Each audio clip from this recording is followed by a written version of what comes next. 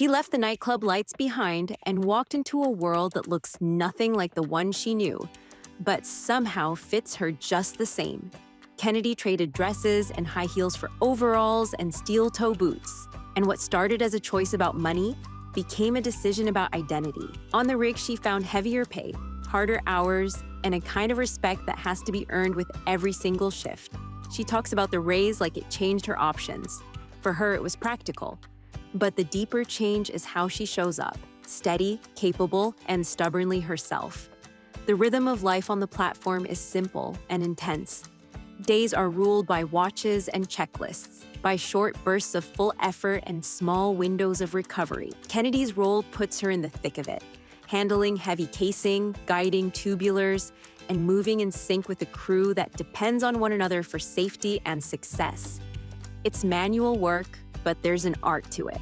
The timing, the grip, the way a team breathes together when a big piece has to be set just so. That teamwork becomes the backbone of a day that can otherwise feel loud, dirty, and relentless. It's not just the physical toll that's tough, it's the culture she navigates every day. Being one of the few women on deck means she's learned early how to deflect comments and let competence answer curiosity.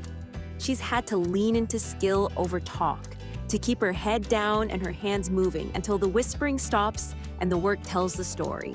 That's where she thrives, in the proving of herself, in the practical victories that come from finishing a tough lift or running a clean handover. Those moments build trust faster than any conversation. That practicality follows her off the drill floor. What's up, guys? It is that time again where I get to take a nap at work. Now, this job is mandatory relief, so I'm not gonna not take a nap. Why would I turn that down? I wouldn't. So get ready with me for a 3-hour break. I try to freshen up as best as possible before I ever go down for my little rest. Everything out here, even when I'm not working the floor, everything's dirty. Everything you touch turns you black pretty much. So try to scrub that off so I'm not rolling around in it. Lotion the skin because the wind where I'm at is brutal, just beating on me, and I just don't want to look like shit all the time. Anyways, enjoy. Good night. In the galley, she becomes something different. A baker, a connector, the person with the warm tray. Watching Kennedy mix dough and tend ovens after a day of heavy lifting is a reminder that strength and softness can live in the same hands. She bakes for the crew not for show, but because she knows what keeps morale steady on tough nights. A pan of cookies becomes a bridge between watches, a peace offering after a rough shift, a tiny homey thing shipped out into a place that otherwise feels industrial and distant. The cookies are more than treats, they're currency. When you hand someone something warm, you're telling them you see them.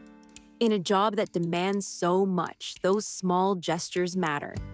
A quiet shift becomes lighter when there's the smell of baking, a laugh over a shared bite, a moment to talk about home. That's how crew cohesion grows, not only through the hard mechanical work of rigging and lifting, but through the daily acts that remind people they're more than workers, they're a community. So if you wonder what it looks like to choose differently, to trade glamour for grit and feign something true, follow her lead. Show up, learn, work, rest, and pass out a cookie when you can. It's a life being built, day by day, on pipes, ovens, and the little rituals that keep people whole.